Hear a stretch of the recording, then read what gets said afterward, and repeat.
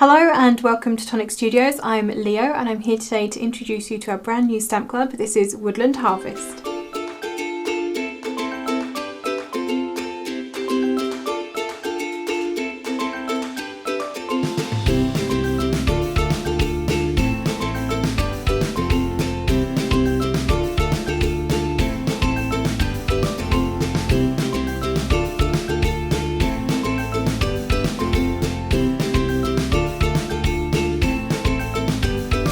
So another brand new stamp club for you, and this one is so cute. It is absolutely adorable. I'm sure you're going to agree with me. Here are the stamps and dies that we are working with this month. So Woodland Harvest, as you would expect, you've kind of got that woodland and harvest and Thanksgiving kind of feel going on here. So lots and lots to have a look at. The main thing we've got in here are these adorable little characters. We have a little fox and a squirrel, could be a badger actually as well, potentially. A squirrel, we've got an owl and a little hedgehog down here, and I love that he's wearing a little bobble hat, and so is our little fox slash badger as well. You've also got a little pilgrim's hat for your Thanksgiving. We've got a lovely little pumpkin and some pumpkin pie, or I guess it could be apple pie if that's more your thing. We've got lots and lots of leaves on here, some teeny tiny little ones dotted around. We've got an apple, there's a couple of little mushrooms on here, this lovely little wreath of leaves as well, two gorgeous little trees. You've got like a little tree stump and a log, a little acorn down here, we've got a little heart up here. Lots and lots going on this stamp set, and of course some sentiments too. So we've got be thankful, happy harvest, thanks so much, go nuts, it's your birthday, sending hedge hugs, give thanks, have a hoot, birthday hugs, and have an awesome day, which I love. And then we've also got a little banner stamp here and a little signpost too, and not to forget this lovely little wheelbarrow, which I think is very cute. And then over on the dies then, we've got a lot of coordinating dies for this. So obviously you've got your wheelbarrow, your tree, your little signpost, you've got your banner, and then we've got lots of other little elements here too. So we've got a nice big pumpkin with the individual segments that you can layer up. You've got some leaf sprigs and then some individual leaves where you've got the nice little cut detail for the veining in there as well. And then you've also got some nice little sort of skeleton leaves too. You've got a couple of the little leaves that will cut out your stamped images too. I'm trying to find that leaf. There we go. There he is. So a little maple leaf there. We've got a nice big daisy or a sunflower. You've got this lovely acorn up here. You've got a mushroom and its little stem. You've also got this outer edge to cut out your wreath over here, your little heart. You've got this lovely big sentiment here that says for you.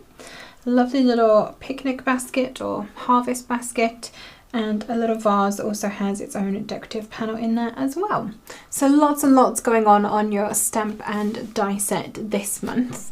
And our design team have obviously thoroughly loved this set because the samples they've made for us are absolutely adorable. So let's have a look at some of those. If I bring this one in first of all.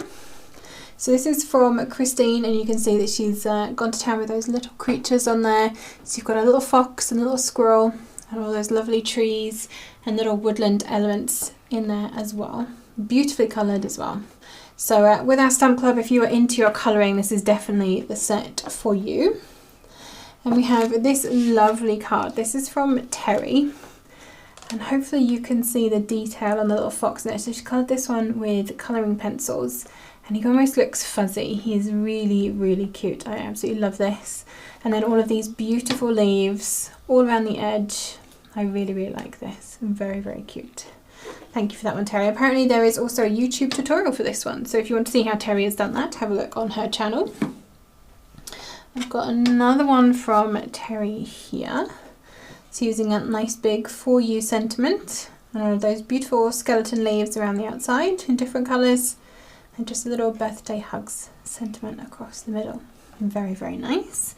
Perfect for batch making. This is a good idea. So Terry's left me some notes in the back of here. So perfect for batch making for those September, October birthdays. You can use a different sub sentiment. So this little sentiment down here, you could switch that out for different occasions. And you could, she says, paper piece into these skeleton leaves using perhaps glitter or mirror cardstock or things like that. So yeah, really good ideas with that one, Terry. Thank you very much for those. And then I have one more over this side from Christine. So this is using a lot of the die cut elements on here. So you can see we've got that lovely big basket in the background, that gorgeous patterned mushroom, that lovely big pumpkin as well with its individual segments back in, and those lovely daisies too. And then just lots of the leafy pieces around the outside as well. I really, really like that. So even if you are not feeling stamping and colouring, there's still a lot in this set that you can use to make some very, very pretty cards. Put that one. Oh, I should use foam pads for the pumpkin because it looks like it's kind of popping up a so I little think bit. what she's done, I am just having a look. So she's cut the back layer in green on here. So where the stem is on the back, she's cut that in green.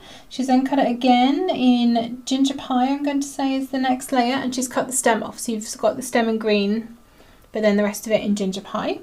And there are foam pads between that. And then I think we've got foam pads in here, but it also looks like she's possibly run a ball tool over the back to kind of shape it as well, to give it that kind of curve and dimension. So yeah, you can hopefully see it is quite a dimensional card, this one. And I think she's done the same with the little toadstool as well. It's definitely looking curved, and there's foam pads behind that. And then the daisies are all layered up on different levels too. Hopefully you can see that there. I love this card. Super simple, but very cute. I like that one a lot. Can I get it back there? Yes, I can. Right, I have another one here. So this is from Kate. This is just screaming autumn, isn't it? Look at that, all those beautiful autumnal leaves just falling down in the background there. So some of these have been stamped in the background. And then we've just got all of the die cut ones in the glitter. And I think this is shimmer powdered, the paper for these over the top. And then that lovely big For You sentiment just in the middle. Very, very nice. Nice big card, that one. And then I've got another one from Christine here. Look at this little hedgehog with his little pilgrim hat on. Very, very cute. I really like this. So yeah, if you're feeling in the mood for colouring, this is definitely one for you. All those little mushrooms, little pumpkin, the sunflowers. You've got that little leafy wreath in the background as well. Definitely lots if you are a fan of colouring. I've got another one then from Kate here. So she's kind of 3D'd a pumpkin using our Harvest Moon patterned paper pad. So you've got a couple of different patterns that are going on here. And then just used some pattern paper in the background. And then just some splatters. I really like that. Nice simple card. Very, very nice. And then the last one I've got here is also from Christine. And again, using that lovely big For You sentiment, and then just some of those leaves in the background in lots of different autumnal colours. I think with this stamp club, it's very versatile. There's lots of very different looking cards that you can get from this. You can have your little cutesy characters, or you can have your slightly more traditional, simple cards as well. I really like that. So, there's a couple more that I have also made, and you'll probably see these popping up in various places. So I've made this teeny tiny, this is a little tiny 4x4 card, just using that wreath, and I've embossed and inked over the top some of the teeny tiny little elements in the background. Just layered that one up. And then using all of the die cut pieces, I put together this little gift tag just to decorate a gift box. So lots of leaves, that lovely pumpkin going on there as well. And then I'm going to show you how to make another card today as well. So I'm going to pop my stamps to one side because I am going to need those. Peel the backing off. I've done a couple of bits ahead of time. So I've got my little scene kind of starting here. I've got a couple of trees, and it's this little piece of, in the stamp set, let me grab this so you can see it. There is this little twine piece or string with little bows on it, and you've got a little bunting flag at the top. So I decided to pop that in between my trees, colour in my little bunting flags in there. I've got myself a little strip of paper, again from our lovely Harvest Moon paper pad. So I'm going to glue that into place first, and then we're going to do a little bit of stamping and a little bit of colouring. just to finish this off. And some masking, because I like to do that with stamp clubs. So pop the paper down first of all. When I stamped my trees, I kind of laid my paper down roughly where I want it to be to make sure that the trunks of my trees were roughly on the same line. Doesn't matter, it doesn't need to be perfect. And then just coloured those in a couple of different greens. So I'm going to pop that to one side. I've also done a little banner. This one just says "Have a hoot." We're going to come back to that. I've also got then my sentiment which says "Go nuts, it's your birthday," and I've just matted that onto a little piece of copper labyrinth, I think this is called. It's a specialty paper that we had available upstairs, so I used it. And then I've die cut myself a circle from some smooth ivory card, and I've stamped and cut out a couple of these pieces to use as masks so that I know roughly where I want everything to go on my finished piece. And it also helps me to figure out which order I need to stamp these in. So when you're using masks, you want to stamp from the front to the back, not the other way around. So whatever image is in the front of your scene is what you're going to stamp first, because you're going to see all of that, and then for everything else you're going to mask certain bits of it out. So I know that I'm going to want to stamp probably my little fox first. So I'm going to peel up my tree and my fox. I'm going to need those in a moment. So if I grab my fox stamp, I'm going to lay him down where I want him. So he's going to go here. Put a couple of magnets down just to hold that in place. I'm going to ink this up. So I'm just using black ink today. So just our standard Nouveau hybrid ink. Okay, so that's my little fox stamped where I know he is going to end up. So I'm now going to pop my mask back over the top, just like so. And now I know I want my tree to be behind him.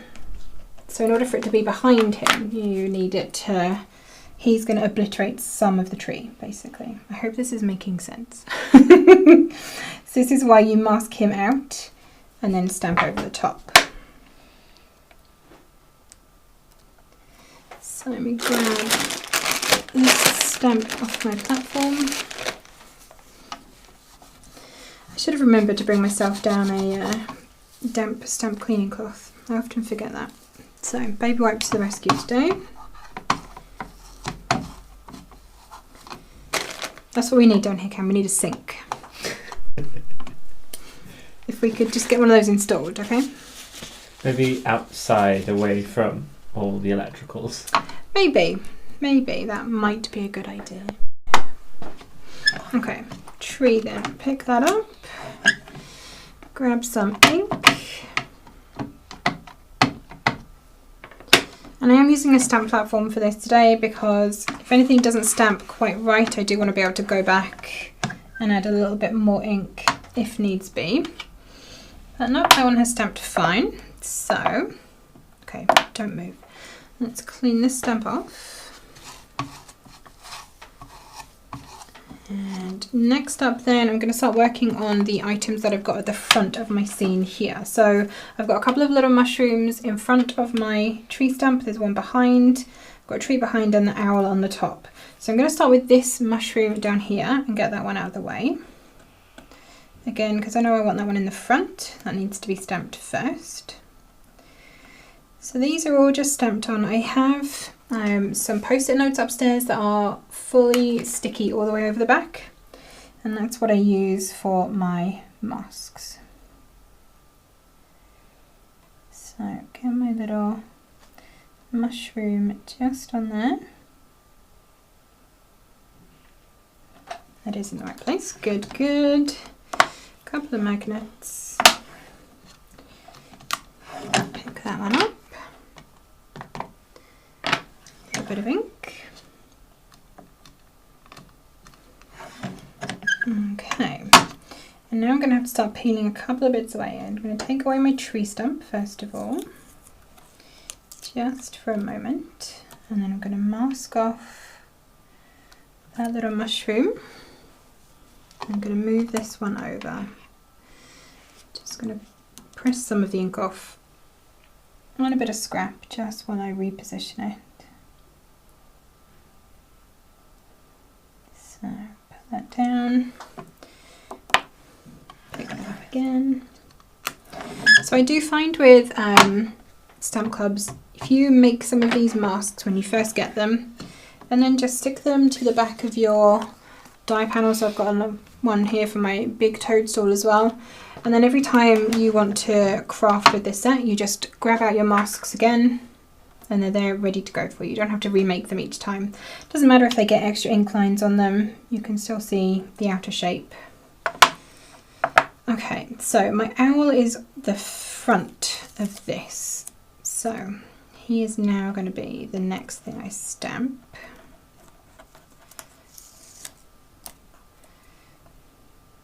They also do help you to kind of layer up your scene and figure out where everything is going to go. So yeah, he's going to go about there.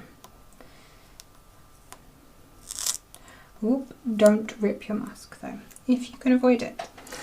Okay, grab in my owl.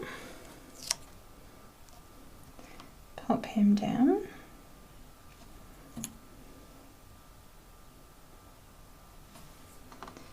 Grab that little mushroom off, we're done with you.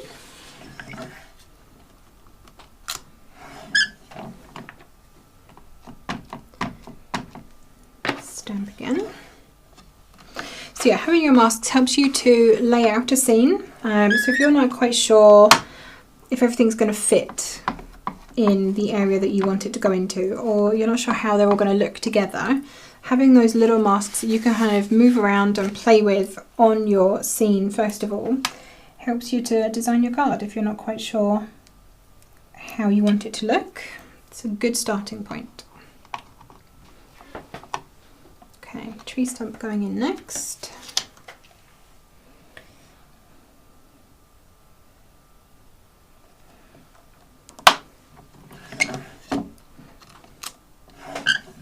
It probably looks a bit weird at the moment, but once we peel off all the pink bits, it'll make a lot more sense, I promise. Trust the process. Trust the process, exactly. Press that down. There we go, I've got a good stamp on that. So a little tree stump can get masked off as well. Let's get that tree in the background behind the owl. So I'm going for the smaller tree this time. And I wanted to see some of the actual kind of branch parts in the tree this time. So I've kind of pulled it to one side so you can see a little bit more of it. Chuck another magnet on, make sure it doesn't move. Ink that one up.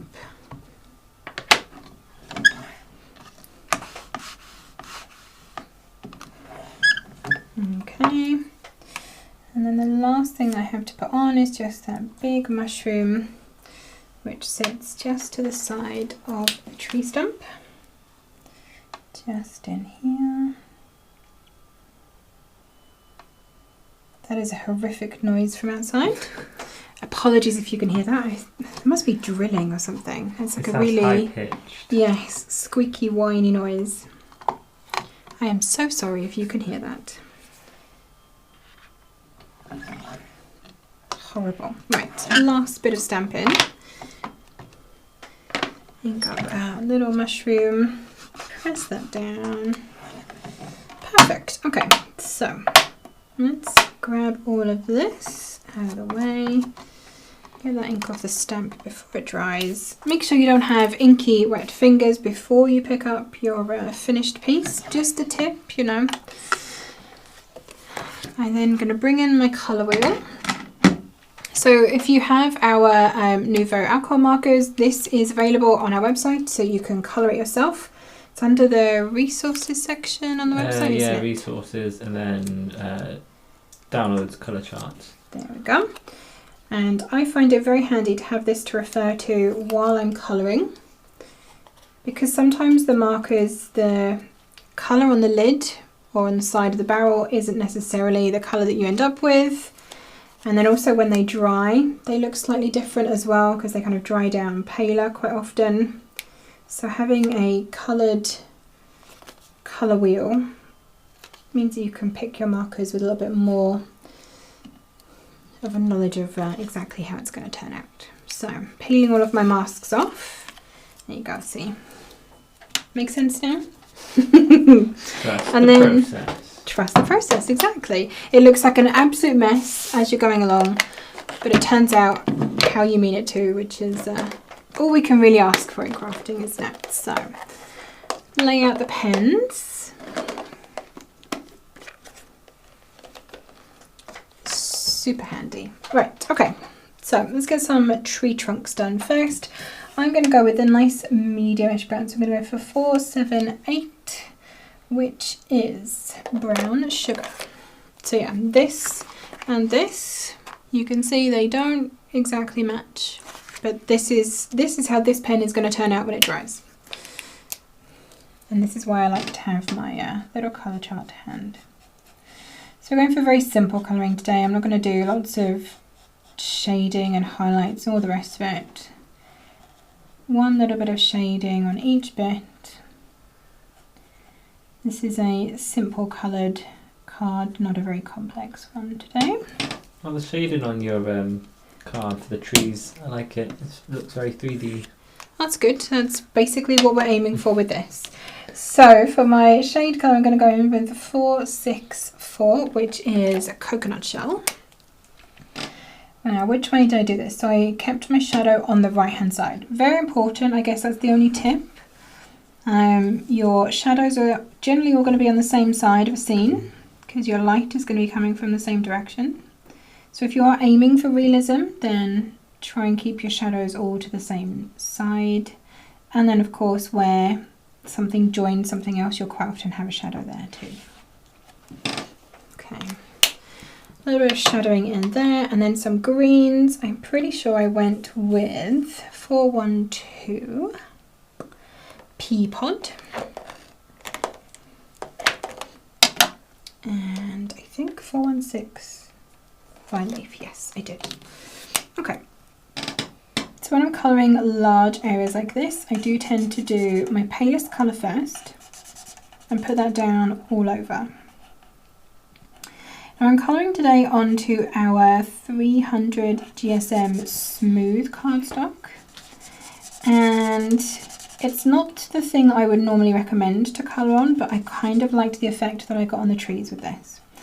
Because it doesn't, I think it absorbs the alcohol too quickly in your alcohol marker. So the way that alcohol markers tend to work is that you've got the alcohol that allows you to kind of move the colour around a little bit while it is still wet. But this absorbs so quickly that the colour just sits where it goes. So you do still get some of the lines in there, which is not what you would expect from an alcohol marker. But like I say, for the trees, I kind of like the effect that it gives. Trees are not flat. They have lots of little leaves and things going on in them, so I'm happy with that.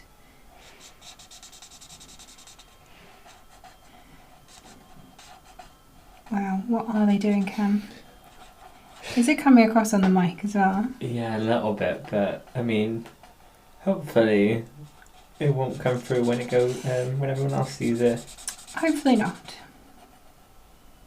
Or if it's horrific, I may have sped this section up for you so you don't have to hear it.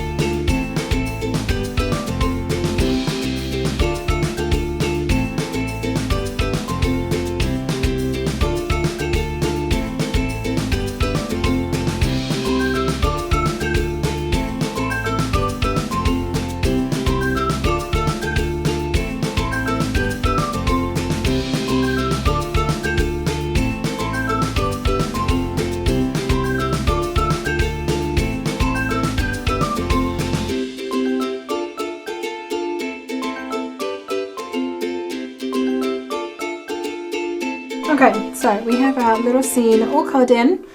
I decided to speed that up for you. You don't need to watch that in real time, but it didn't actually take me that long, probably about 20 minutes. So they are now ready. What I have done is cut myself a slightly bigger circle in that, I think it's bronze labyrinth, maybe that's what it's called. Something along those lines. Anyway, I've cut it in two. I just wanted to give this a little bit of an edge around the side of here, just so that it stands out against the rest of the card, basically. So I'm going to pop some glue across the back of my circle. And then, this is one of our classic uppy downies. We've talked about these so many times at this point. So I want a little bit poking out on that side, and then hopefully an equal amount poking out on that side, if I manage to get it in the right place. That looks pretty good. Beauty of using wet glue is I can wiggle this around a little bit before it sets. Okay, there we go. So what that does is it just gives a little bit of something just around the edge so that it stands out against the rest of my card, basically. So I don't need my colour palette anymore. I can now assemble this all together. So I'm going to pop some foam pads on the back of here, which will also help it to stand out. If you add height between layers that are the same colour, you'll end up with a bit of a shadow between them. Top tip for you there. Okay, this is far too many foam pads, but this is how many I've picked up. So this is how many are going on. There we go. Probably about 4 more than I would normally use. Take all the backs off.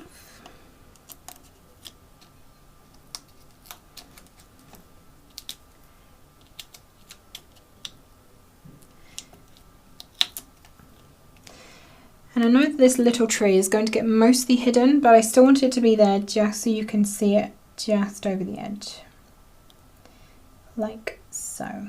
And it helps to blend in between the background and the foreground a little bit. There we go. I'm going to put my little sentiment just down here on my patterned paper.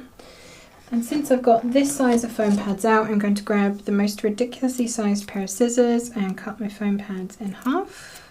Ooh. Sprinkle them liberally across my desk. I'm having a day today, Cam. You're having a day. I am having a day. We've been working on packaging things upstairs, and none of that has gone quite right today either, so it is a day. But it's fine. The card will still be cute. It was cute.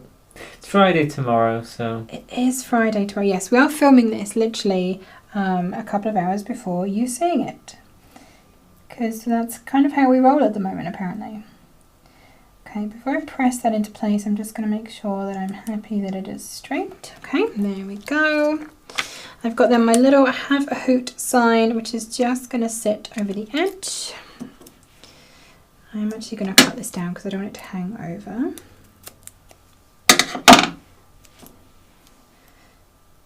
Pop that on there.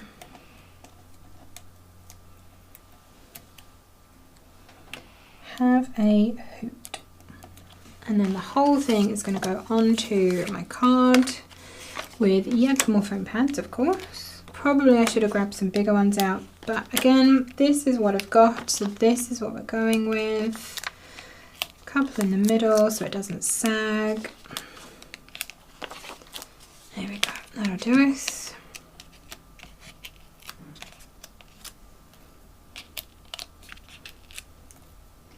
How do you foam pad? I know a lot of people go all the way around the outside and all the way across the middle. Do the whole thing. Yeah, make sure my card is opening the right way. I don't need to have that kind of a day today. No Australia cards here, please. Okay, there we go. So there is my little card with our stamp club ready for someone's birthday. So thank you for joining us. I hope you have enjoyed this look at our stamp club. What are you going to do with this set? I can't wait to see what you do, don't forget to tag us in your makes. You can pop them onto our official Tonic Studios Facebook group over on Facebook, or you can get us across social media. We are at Tonic Studios, and you can use the hashtag #ShowTonic to show us what you've been making. You never know, it may even pop up in Show and Tell on one of our weekender shows on a Friday, because we do like to show off what you've been making. This set is available now on our website. It is $34.99 in the UK and the US. We like to keep the price the same for that, don't we? We make our life simple. So yes, you can go and grab that now. If you are a Tonic Craft Kit subscriber, don't forget you of course get your 10% TCK discount automatically on top of that. Just make sure you're logged in. As you go through checkout, that will be applied there for you. You can also pay in installments on our website using some combination of ShopPay, ClearPay, PayPal, Afterpay. One of those will pop up somewhere at the checkout. You can pick them if you want to. Thank you again for joining us, and we'll see you all again very soon. Happy crafting!